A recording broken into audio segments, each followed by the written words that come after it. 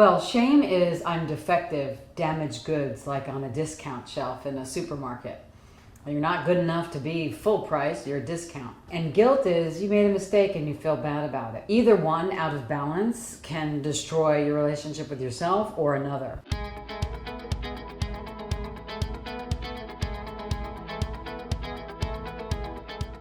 Who really wants to be around someone that feels like they're damaged good and defective all the time, and someone that's apologizing for something because they're still feel guilty about something from way long ago, or just guilty for existence? It's a very dense, heavy energy, and it's not fun to be around. Shame is more insidious, and well, it may not be more insidious, but in my experience, it can be more insidious and devastating to be and live as a defective being. Because then you're going to attract the energy of something defective as another being in your relationship, personally, or in your business. Problems like that, money flows don't come so easily when you're feeling like you're damaged or defective.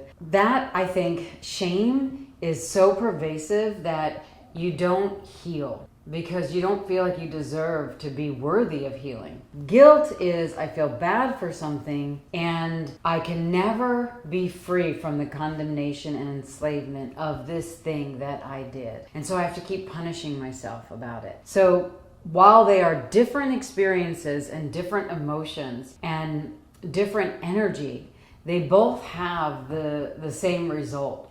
They destroy your esteem. They destroy your relationship with yourself. They destroy relationship with other, and it does not allow you to receive. So in order to maneuver past shame and guilt, first you have to become aware of it and embrace what is, and where did you first experience that. Then with some questionings and examining of it, really find out where you took on this defective quality. And shame leads to, in my experience, a lot of people feeling like they're wrong, they're evil, they're unlovable. Guilt really makes people feel, what I've seen and experienced, that they're a mistake. Everything they do is wrong. They're unworthy of anything being easy or right or good, even including love.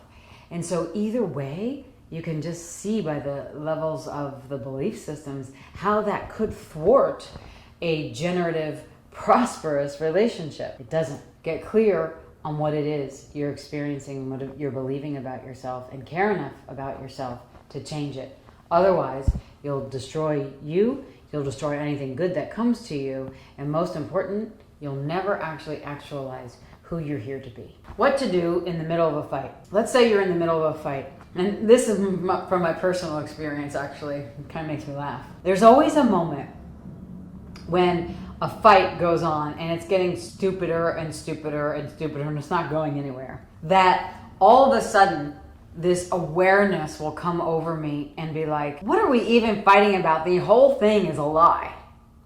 And in that moment, on my best days, I used to get into a lot of fights in relationship. I don't really get into fights in relationships so much anymore. When it does come up, hands down, even when I used to get into a lot of conflicts in relationships, that wave of awareness would come over and realize this is all a lie. This is just stupid. It is ridiculous. Best case scenario, stop. Take space. Walk away. Walk out the door. Go on now. You're not welcome anymore. Isn't that a song? And just take space and let the air pull the lie out of your muscles, ligaments, cells, tendons, organs, and systems of your body. No matter how wronged you feel, because the reality is you feel wronged not because of something they did. Something that they did triggered something inside of you that you judged that to be wrong. They were just being them. You're just being you. You can have a difference of opinion, but you don't have to fight about it. You can be in allowance and acceptance of what is. But stop it. Let that wave of awareness come over you that this is a lie. And then you'll start to remember that you actually love the person, that you care for them, all the good things that they and you have done together. And that becomes more fluffy and effervescent than the fight. And all of a sudden inside of me, it's like, oh yeah, I want that. I don't want this. So take space, come back together and say, okay, I apologize for whatever you need to apologize. You were right, I was wrong, because most people get in conflicts. Someone's always right about something and someone's always wrong about something, and usually it's both people. No one's ever all right and no one's ever all wrong. It takes two to tango, and that's what creates the fight. The tango of ego, edging God out, edging good out. That's what it is to fight. So if you're edging good out, stop, walk away. I'll be back. Say, I'll be back in a couple of moments. Take space. Remember the gratitudes for the person, place, situation, or event that you're in. Go do something for yourself and come back and own your part. Apologize and let them know how much you truly care about them.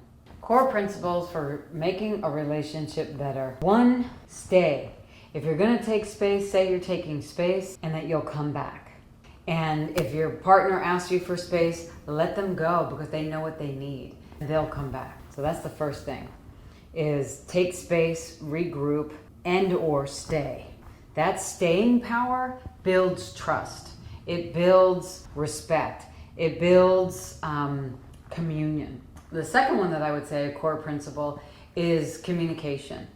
Talk it out. Talk with that person. One of the things that I value the most about my partner in my relationship right now is that probably about 90% of everything I go through is shared with that person. And their feedback and their knowing of these particular things or everything that's going on, really helped me, in a way, keep my course moving forward in right timing, along with my energetic congruence. Because I happen to be a talker.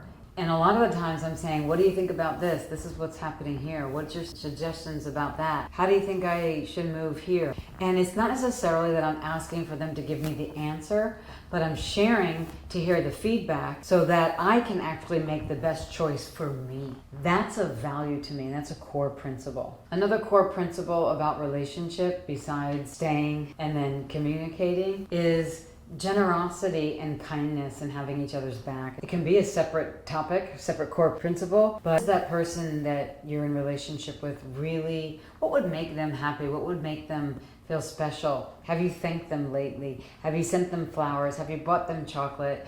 Do you, get something from DoorDash or Grubhub or Uber that they really, really love? Do you ask somebody to bring them something that they really love? Think about the person and not tell them, just let it show up. That's one core principle that I think is important. And thankful. I am continuously grateful in my relationship and in all my relationships as best as I can. Whether I tell them directly or not, I'm always writing it out somewhere in my morning meditations, or being in the energy of it, and how can I be in more gratitude today? And act in kindness. Let them know what you're thankful for about them. I love the way you show up for me. I really appreciated when you did that. Keep doing that. I'm so grateful that you're in my life and you keep showing me and reflecting to me who I am. Thank you for that. Those are core principles, the blossoming and flowering and nurturing of this beautiful being. That what to do if your relationship has lost its spark. One, I would say, go take space yourself and find out what's actually missing. Is it your relationship that's lost its spark, or have you lost your spark in relationship? First and foremost, you got to know that, because it could be you. You might have changed in such a way that you gave up yourself, and that's why you feel sparkless. Or it might be something completely related to the dynamic between you and the other. So first you got to know about that. Maybe you're not happy in your career or your job or where you're living or something like that, and you're needing something within yourself to change. When I used to do a lot of couples therapy in my clinic in San Francisco, I would always ask the people, they come in and they always would say that we're having problems, we're not communicating well. And so I would say, how long have you been married, whatever, how long has it been going on? And for some reason I would just say, you've done your vows, right, when you got married? Yes. So let's say they've been married for 7 years. Have you done your vows again? They're like, no, why? I'm like, well, haven't you changed in 7 years? And they're both like, yeah. I said, well, maybe that's why the spark is gone between the two of you, is because you've changed, but you didn't change together. You just lived together and created a life together, but you didn't change together.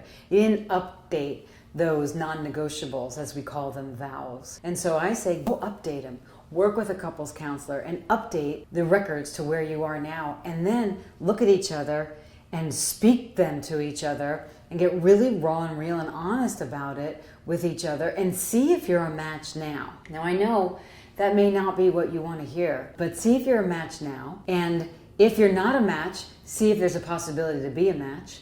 And if you're not a match, how are you going to end the relationship potentially?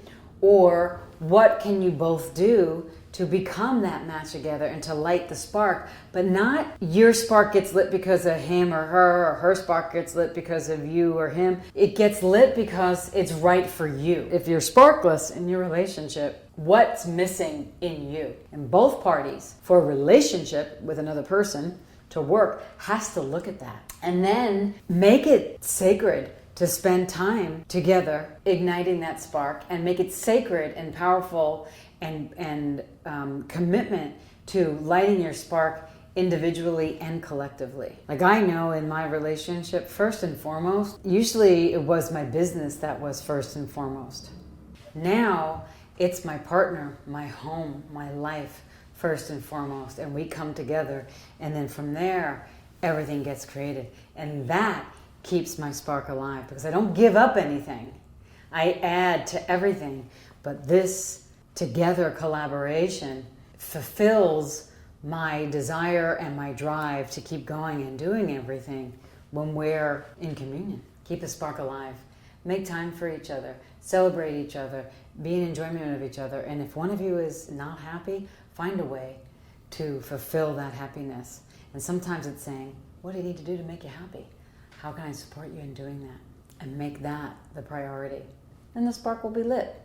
The signs of a healthy relationship are you're happy, you're laughing, you feel good when you're together, you feel good when you're separate, you feel good when you're collaborating, and you feel good just everywhere. And things are moving with grace and ease and truth, strength, and clarity.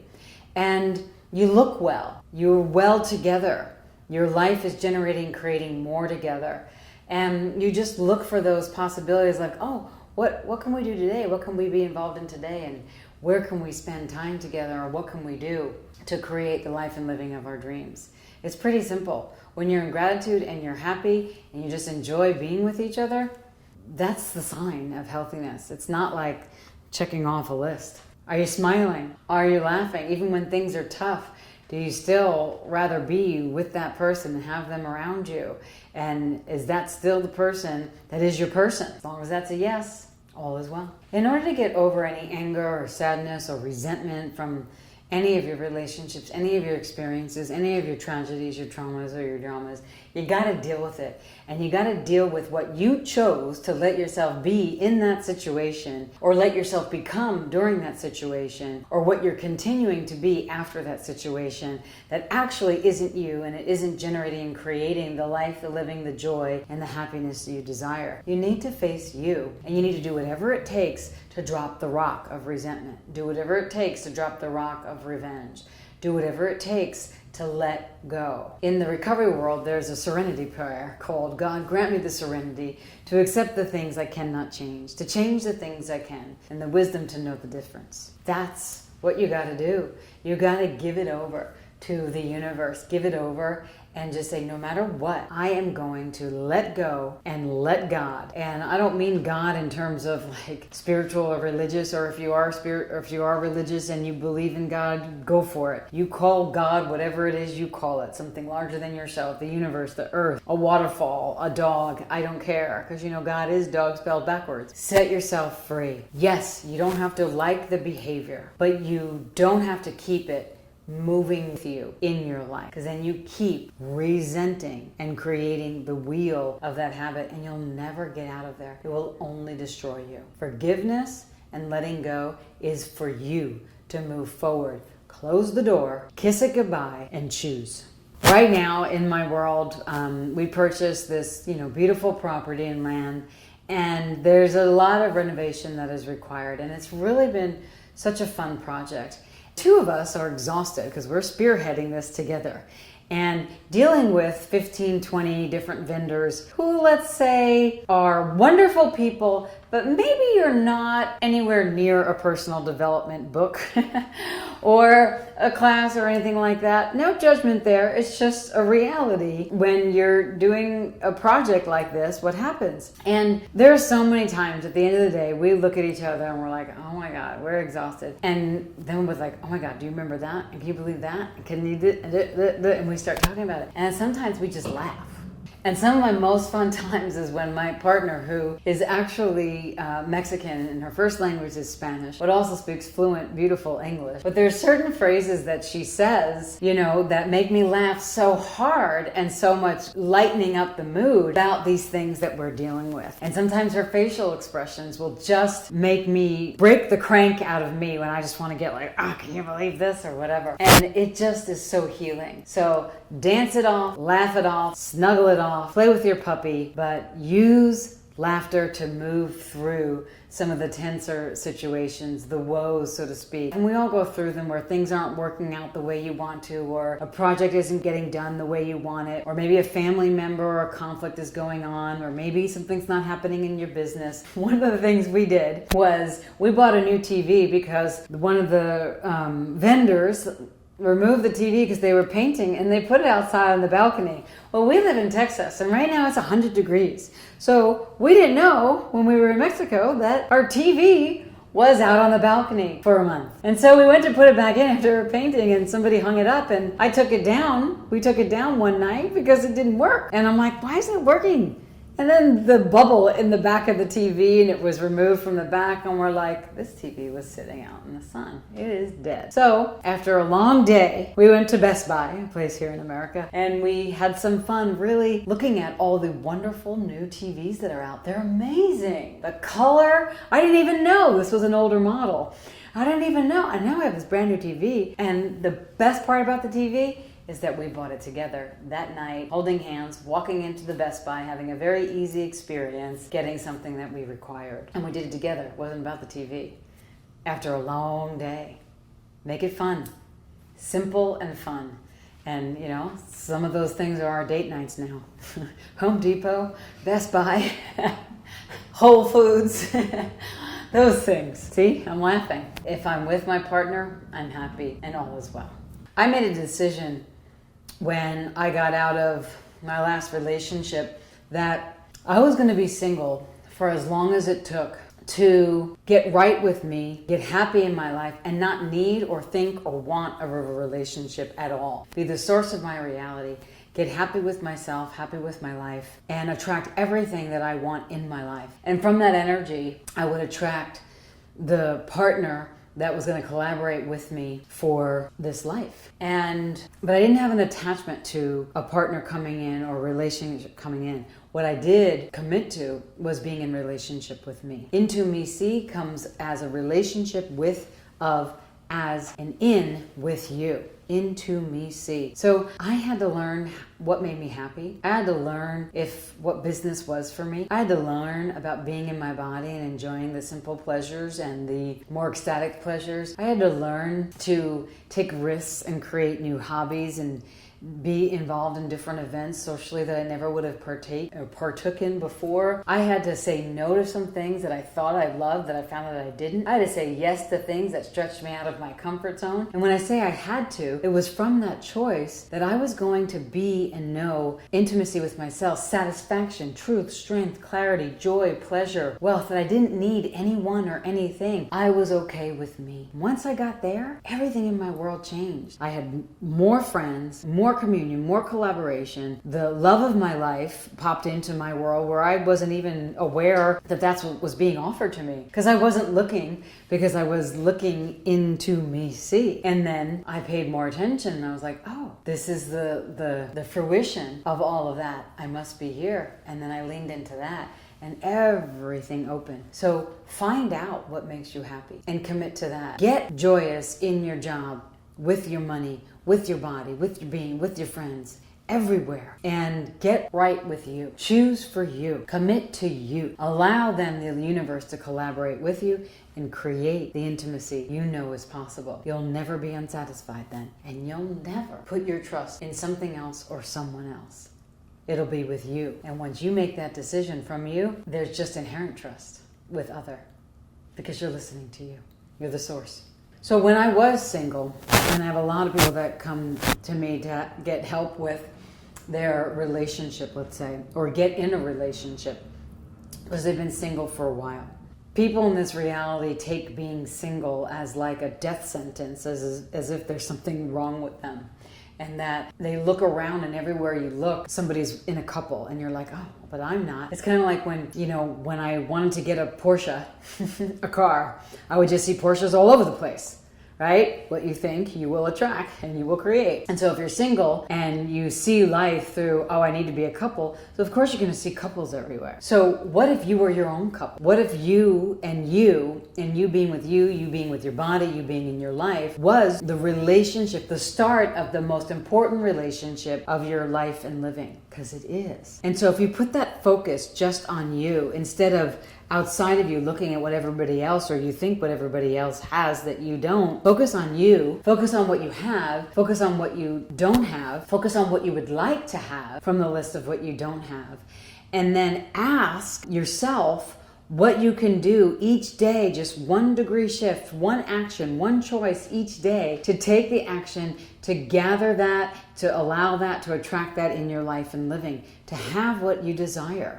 And then I know in some way that doesn't do it justice, because you're like, I just want to be with somebody. And I know that pain, man, of just like, oh, I got to go alone again. Oh, I got to go alone again. It would be so fun to go with a friend. It would be so fun to go with a lover. It's so fun to leave with a lover. It's so fun to leave with whatever. So fun to plan a trip. I get it. I get it. If you want that, do this first. Get right in an energetic congruence with you, your body, and your being. Get happy. See what other people are having or what you think they're having, and see if you actually would like that. Create that. Generate it. Make it show up in your life. You are the creator of your life and living. And then from that energy that you put out in the world, it will be like a beacon to attract everything that you desire to you, creating your reality your way, but not from lack. You create it from fueling yourself with nurturing, blossoming food, which is what you desire, not what you lack.